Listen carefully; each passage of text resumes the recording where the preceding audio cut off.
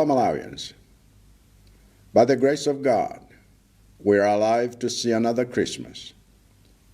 For some of you, this Christmas has found you healthy, employed, fed, and surrounded by loved ones who bring you happiness and cheer. And for others of you, this Christmas comes at a time when you are sick or unemployed or hungry or alone or surrounded by difficult relationships. The circumstances in which this Christmas has found each of us may vary from person to person.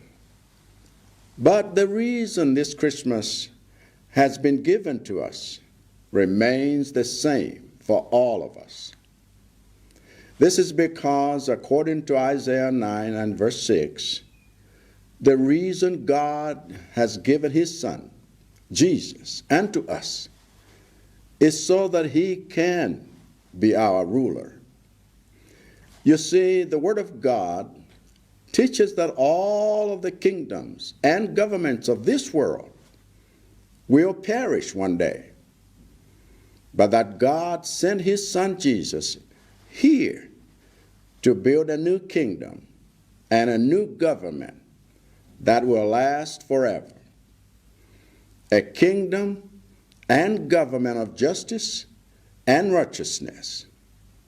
And according to Isaiah the prophet, every person whose life is ruled by God's Son is part of that eternal kingdom and government. So my question to you this Christmas is not whether Christmas has found you healthy or sick, alone or together, full of or empty, sad or happy, suffering or prospering. Instead, my question to you this Christmas is whether Jesus, the Son whom God has given unto us, is the ruler of your life.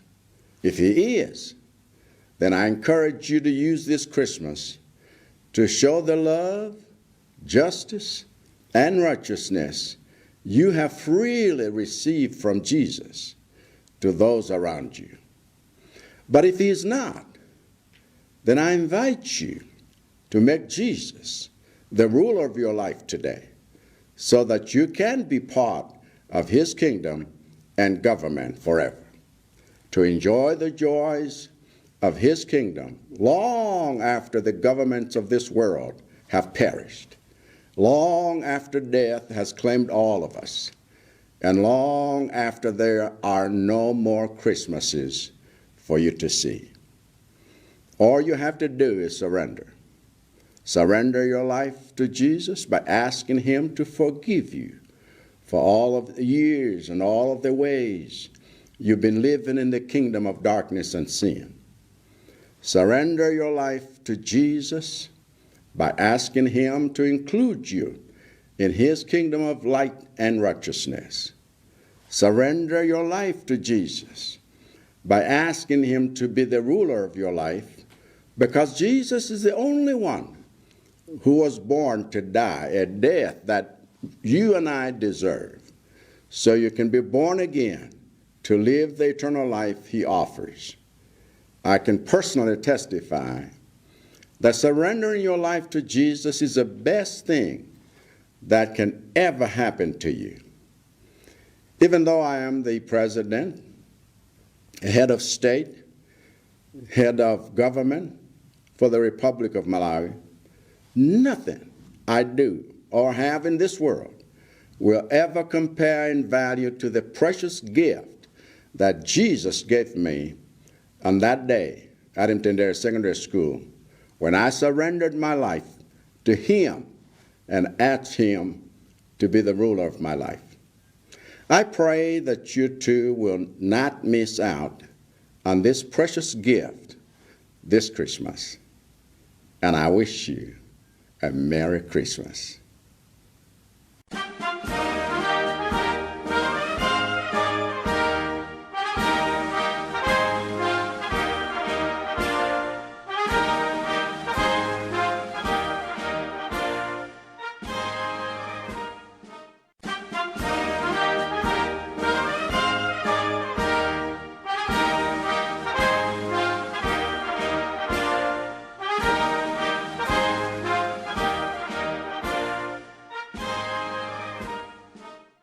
Amalawi azanga, mwachisomo cha Mulungu lero tafikanso pa Christmas. Nthawi ya Christmas ngati imeneyi mwina yakupezani muli wathanzi, muli pa ntchito, mutadya bwino, komanso muli ndi abwenzi ndi abale wokuzungulirani amene akufunirani zabwino ndi kusangalatsani. Kwa wena, Christmas imeneyi yafika pa nthawi yakuti muli kudwala, simuli pa ntchito, muli ndi njala, muli nokha, komanso maubale sali bwino. Kuti Christmas yatipeza bwanji aliyense wa ife, zimasiyana kolingana ndi mmenenso tili anthu osiyanirana. Koma chifukwa chimene Christmas idapatsidwa kwa ife, chifukwa chimenecho n'chimodzimodzi kwa tonse. Chifukwa buku la Yesaya 9 ndime 6, chifukwa chimene Mulungu adaperekera mwana wake kwa ife, nkuti Yesu akhale wolamulira wathu, wotilamulira ife tonse. Mtati tumuonetsetse, mawu a Mulungu akuphunzitsa kuti maufumu ndi maulamuliro a dziko lapansi adzatha tsiku lina.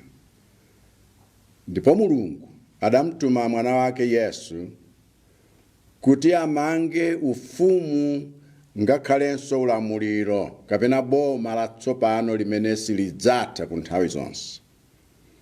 Ndiye ufumu umenewu ndi ufumu wa chilungamo, ufumu wa choonadi. Kolingana ndi Yesaya mneneri, munthu aliyense amene moyo wake tsopano waupereka pansi pa ulamuliro wa mwana wa Mulungu, ndiye kuti ali gawo la ufumu wosathawo ndi ulamuliro wosathawo.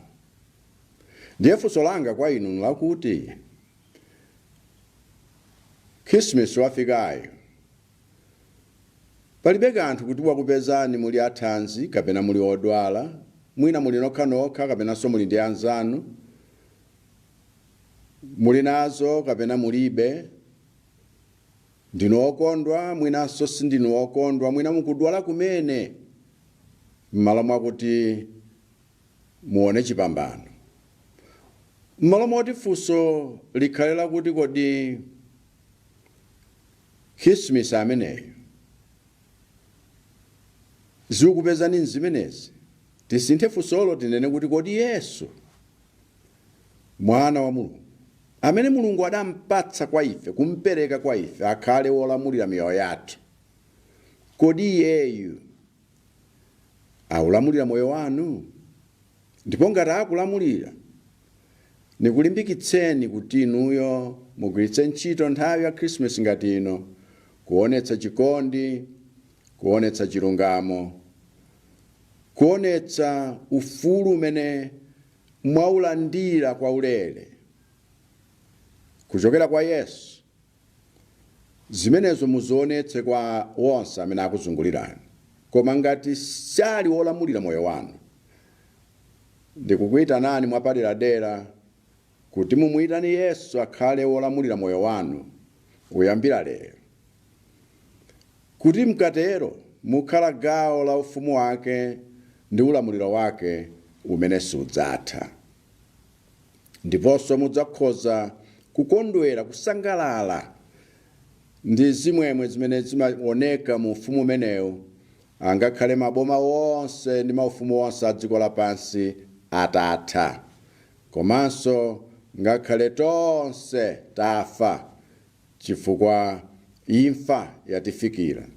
Komanso mudzakhala okondwera ngakhale makrisimasi wonse atatha, woti simungaonenso ina kutsogoloku. Chimene muyenera kuchita nkungovomereza kuti Yesu mukhale wolamulira moyo wanga.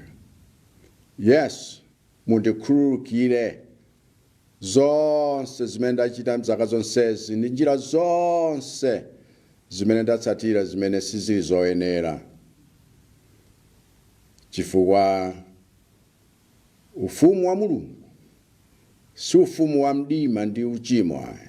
Ndipo muvomereza zimenezo nkunena kuti Yesu tsopano akhale wolamulira moyo wanu, mukhale gawo la ufumu wake wakuunika, ufumu wa chilungamo.